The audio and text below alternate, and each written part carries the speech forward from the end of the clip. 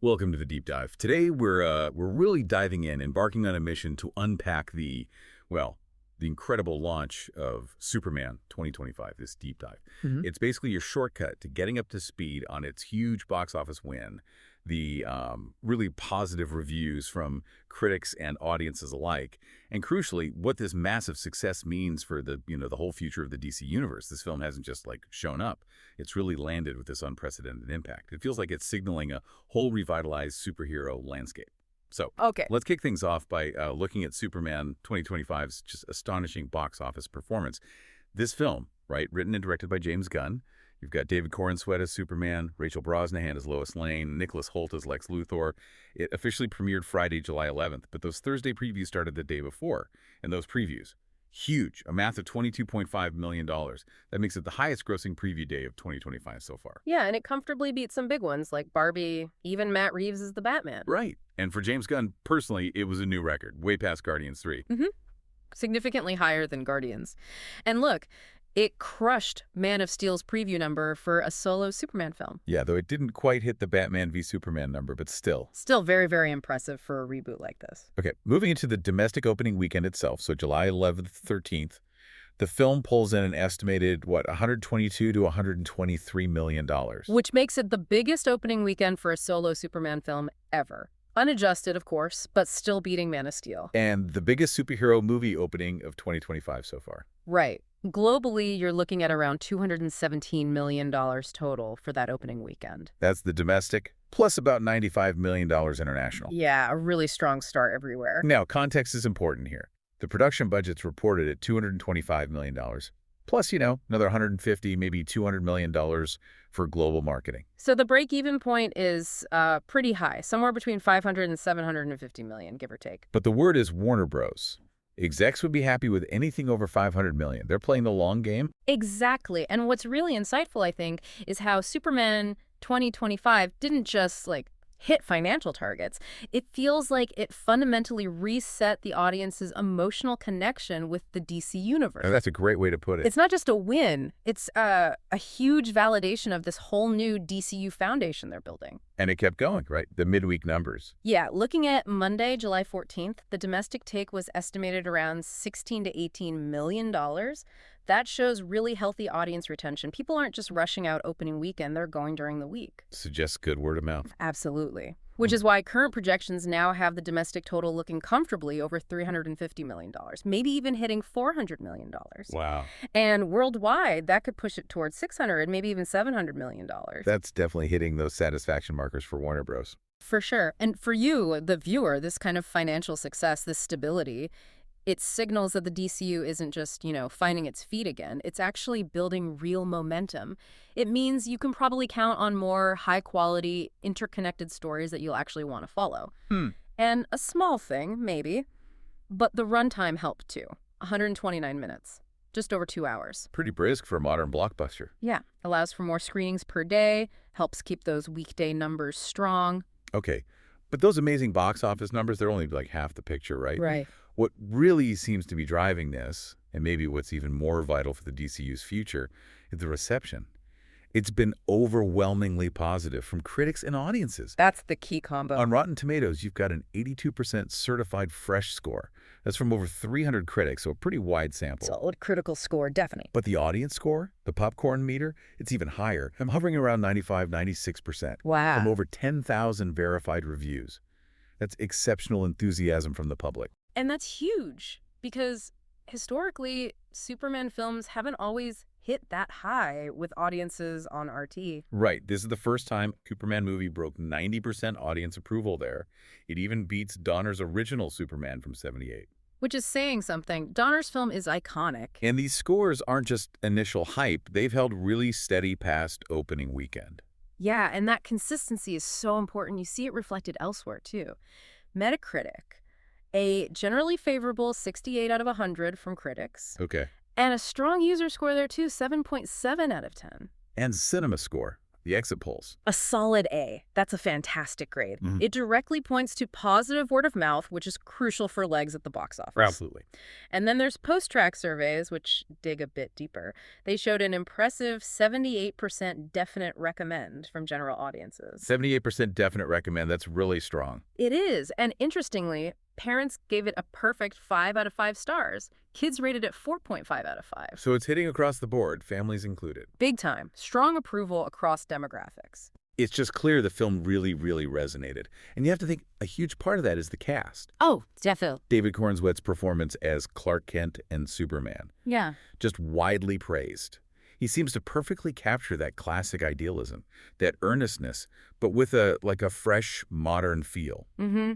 He embodies both sides so well. And yeah, the physical transformation didn't hurt either. Ah, no kidding. And Rachel Brosnahan as Lois Lane. People love her.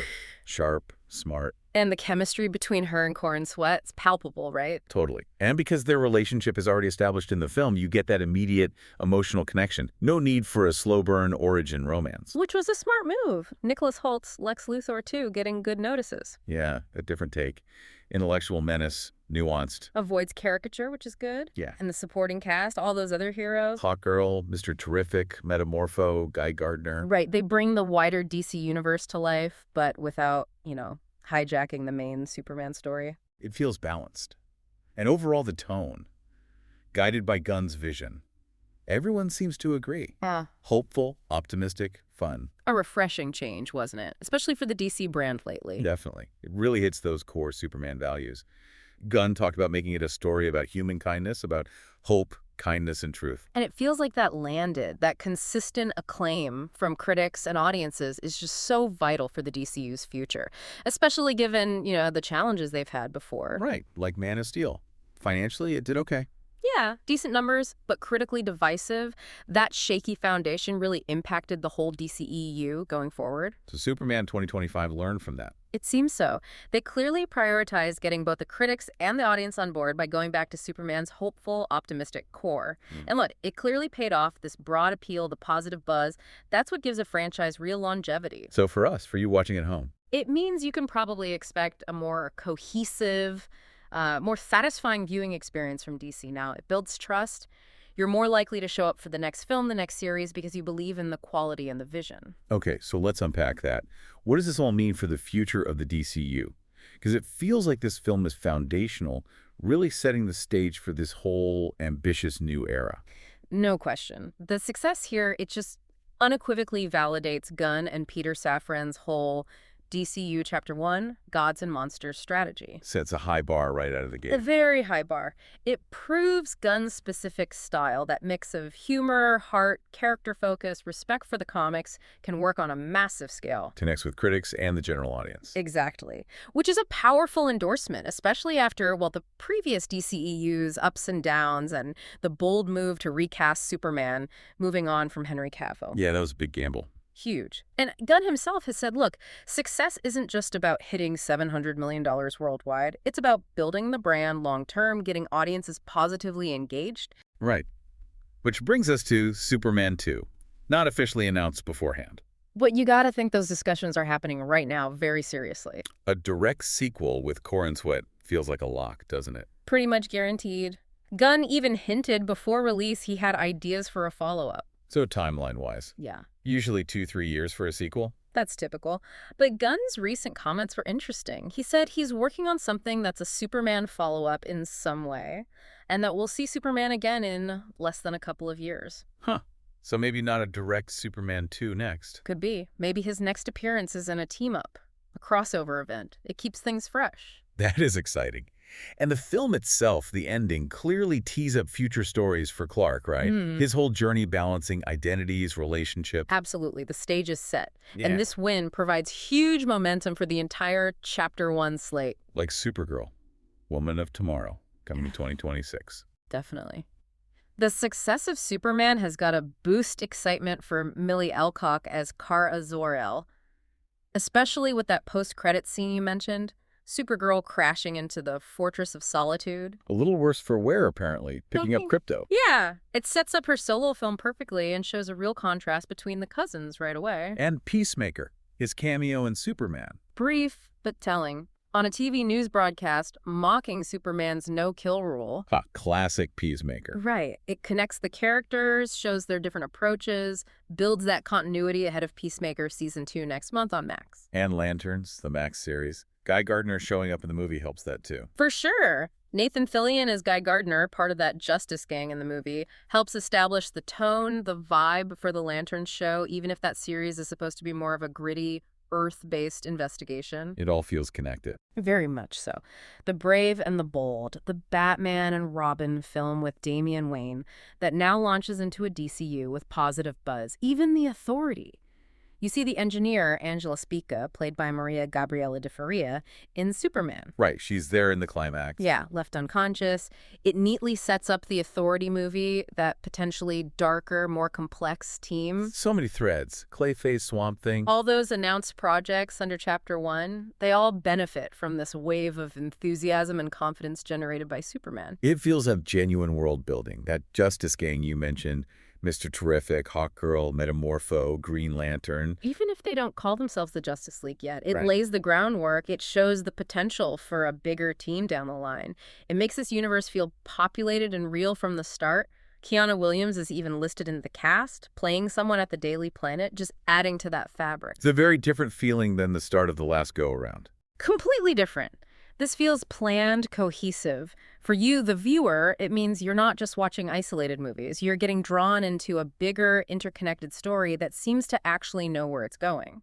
It's a game changer. Okay, let's dig a bit deeper then. Let's shift and really explore how this film manages to deliver more than just, big action. Yeah. The thematic stuff, the performances, this sort of cultural comeback for Superman. Yeah, there's a lot there. We touched on the cast chemistry already, but it's worth saying again. Corin Sweat, nailing that Clark-Superman duality. That endearing awkwardness as Clark, but undeniable presence as Superman. Masterful. And Brosnahan's Lois. Mhm. So sharp, so intelligent, that chemistry just pops. And Holt's Luthor, again, avoiding the usual tropes. That cold, obsessive intellect is quite chilling. And the whole supporting cast, the metahumans, they just bring the world alive. They really do. It feels like a lived-in universe. And thematically, the film really seems to resonate. Gunn focusing on truth, justice, kindness. Those core Superman values, it feels like they landed with audiences in a big way. He's portrayed as a symbol of hope, right? Not just power. Exactly. And that feels, well, needed right now. An optimistic counterpoint in a superhero landscape that's often pretty dark or cynical. That mix Gunn does so well. Epic action, but also real heart. And that touch of humor. It creates a really balanced tone, doesn't it? Critics and audiences both seem to find it refreshing. The film explores being good in a cynical world. Superman as this immigrant embodying American ideals. Themes that strike a chord, and it even touches on how public opinion can be manipulated, how figures like Luthor can twist a hero's image. Which feels very relevant today. Definitely reflects some current anxieties. And what's fascinating is how these themes and performances connect directly to your experience as a viewer. Why is this shift in tone, this focus on hope and kindness, hitting so hard now? Yeah, why? Well, I think audiences are genuinely hungry for stories that uplift, that inspire, especially after years of maybe darker, more deconstructionist takes on heroes. It signals a potential future for superhero stories generally, maybe moving back towards embracing the core virtues that made these characters endure in the first place. So it's not just a DC thing, it's broader. Could be. And you see that commitment to the character's roots in the film itself, like bringing in Krypto, the superdog. Who's apparently pretty integral. Right. Not just a cute cameo. Adds charm, humor, grounds it in the comics. And the hypnotic glasses explanation for his identity. A clever little nod. It shows Gunn isn't afraid to embrace the comic bookness of it all, but without making it, overly campy. It celebrates the source material. Exactly. Yeah. Same with focusing on Clark at the Daily Planet, with Jimmy Olsen and Perry White. It highlights journalism, truth, themes Gunn cares about. So for you watching, it allows for a deeper connection. I think so. It makes Superman's journey, his values, feel relevant personally. It reminds you that great stories need more than just spectacle. They need themes and characters that resonate on a human level. It really is something, isn't it? For years, people asked if Superman was still relevant, if his goodness was like old-fashioned in our cynical world. That was the narrative, yeah. But Superman, 2025, just powerfully shut that down.